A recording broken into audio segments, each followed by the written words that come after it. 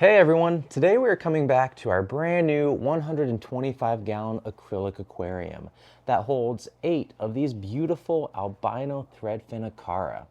I shared this tank with you guys in a recent video. This is actually the first acrylic tank we've built here in the fish room, and I think it came out really nicely. But we're not talking about the tank today. We're not even going to be talking about these gorgeous fish. I want to talk to you about the mangrove trees that we have growing in the tank. And I just want to give you a quick update on how they are handling the transition. So these are trees. These are actual trees growing in this aquarium. So mangroves are typically saltwater or brackish water trees, but they can indeed be grown in freshwater. These are specifically red mangroves. That is the most common type of mangrove you will find in the hobby. There are many different species, but these are red mangroves. And like any sort of plant or tree, moving them can be pretty shocking to the root structure and the tree as a whole. So if you'll recall, these actually used to be in our 280-gallon aquarium. So we moved these trees over, and so far they are adapting well, I think. If we look at some of the bigger ones, this one right here, this has always been the biggest, and it has even begun sprouting some new branches here. You know, there's new leaf growth. See, this leaf has been continuing to unfurl. And some of these other specimens, you know, they're continuing to show growth. This growth had actually begun, most of this growth had actually begun over in the 280, but it's a really good sign that it is continuing. It hasn't stalled with the transplant.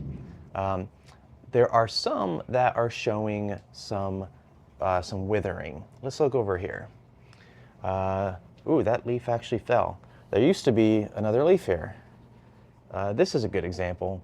You see this tree, that leaf right there is actually withering, and it's about to drop off.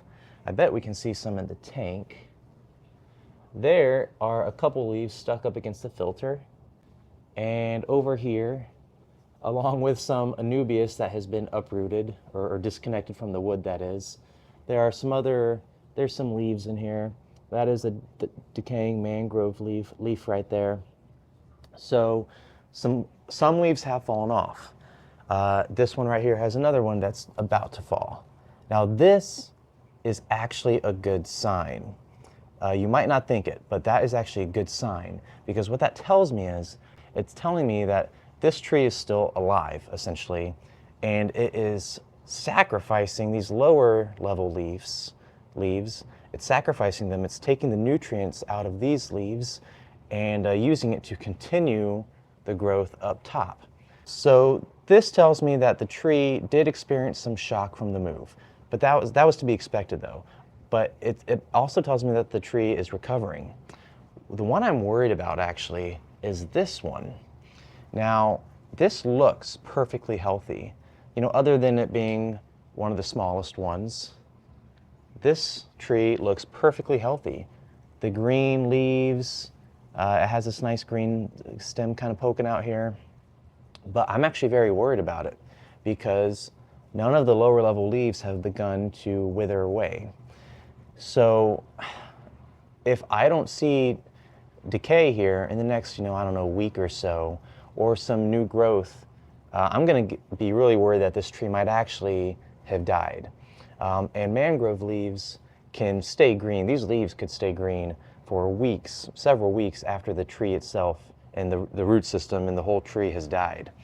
So I'm a little nervous about this one. It's always been kind of the runt of the group. It had been the one most picked on by the fish in the other aquarium.